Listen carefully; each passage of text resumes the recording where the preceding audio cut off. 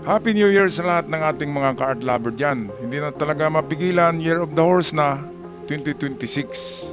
Taong 2026 na at sana ay mas mabilis ng ating biyahe patungo sa ating gustong destinasyon. At papunta sana tayo sa magandang buhay. Tomorrow, bukas, 2026. Okay, so mayroon tayong balita dito, courtesy sa atin ni Historiador. Si Historiador ay isang magaling na narrator ito. At kudos kay Historiador, pahiram ng video share para bigyan natin ng reaksyon. Ito'y tungkol sa China pa rin. At alam nyo na talagang ayaw ko sa China, di ba? Kaya ito, nung gumawa sila ang China nung gumawa kamakailan lang sa Taiwan ng rehearsal na nagpaputok sila ng 27 missiles para lahat naglanding sa karagatan ng Taiwan, ay nag-scramble ang Japan ng kanilang 16 fighter jets na lahat bago ay pinalipad nila at sinalubong ang mga puwersa ng Hapon sa karagatan ng Taiwan. Make that puwersa ng Chinese ay sinalubong kaagad ng 16 fighter jets ng Japan. Kaya karipasan ng mga inchik balik sa China dahil takot sila sa Japan. Alam naman nila na talagang ang Japan ay warrior mentality at hindi nananakot, hindi nagjo-joke. Ang Japan ay hindi yan joker. Talagang seryoso yan. Kapag gera-gera at hindi natatakot ang Japan sa China. Kaya ito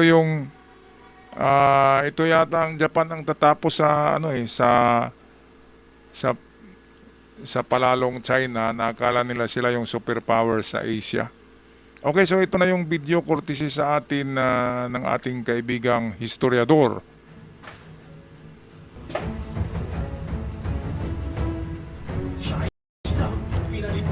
China, pinalibutan ang Taiwan. Aktwal na nagpasabog at nambomba sa mismong paligid ng Taiwan. Isipin nyo, parang ikinulong nila ang isla sa isang hawla ng apoy. Dahil sa ginawa ng China, hindi nagdalawang isip ang Japan na rumesba. Agad silang nagpalipad ng 16 na F-2 fighter jets na may dalang 64 na missile. Isang maling galaw lang, abo ang aabuti ng sino mang mangahas lumapit. Ito na yata ang pinakamainit na resback ng Japan sa modernong isla sa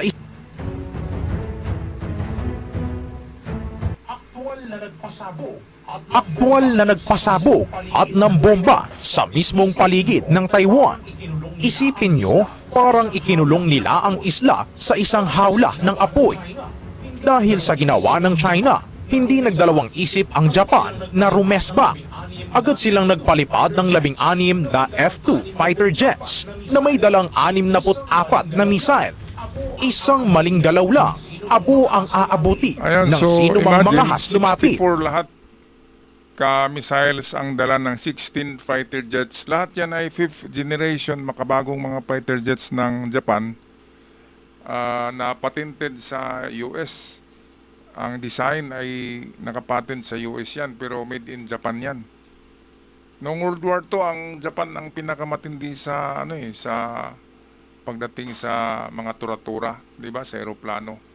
Kaya ganun din ngayon. Kapag ang Japan ay bumalik sa ganyan, sa pagiging militaristic nila, ay malamang na talagang magugulat ang buong Asia, mga kababayan, mga ka-art lover. Kaya ito na, nang salubungin ng 16 fighter jets ng Japan ang puwersa ng China sa karagatan ng Taiwan ay kumaripas ng takbo balik sa China ang mga duwag na mga inchik. Ngayon, bakit ganito mabilis mag-response ang Japan? Dahil kasi kapag nakuha ang Taiwan itong mga inchik, ay delikado na ang Japan dahil malapit na lang 100 kilometers na lang yata. Galing Taiwan ay Japan na. Kaya madaling ma-invade ang Japan kapag nakuha ng China ang Taiwan. Kaya ayaw talaga ng Japan na makuha ng China ang Taiwan. Kaya tumutulong diyan ang Japan. Ngayon kapag nagkagira kasi mga kababayan, mga ka-art lover, damay talaga tayo dahil meron tayong kasunduan sa Japan, meron din tayong kasunduan sa Taiwan pagdating diyan sa military aid ay tayo yung magkakaibigan. First island chain, Philippines, Taiwan, Japan, and then of course doon sa Guam, malayo na yun. Kaya kung may sasabog na kaguluhan sa Taiwan, sa Japan, ay kasama tayo diyan mga kababayan. Sana hindi matuloy yan. Itong China kasi talagang nanggugulo lamang. Gustong maghari-harian.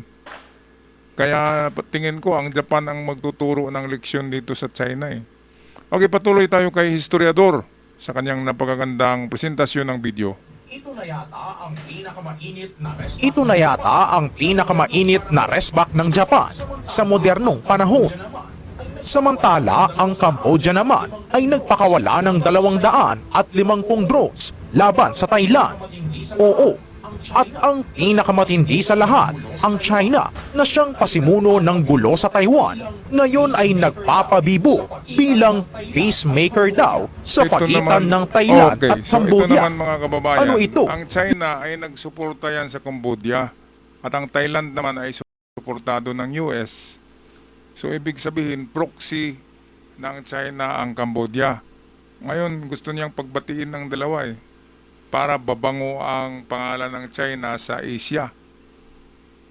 Paano magkabati yan eh, magkaaway nga yan eh.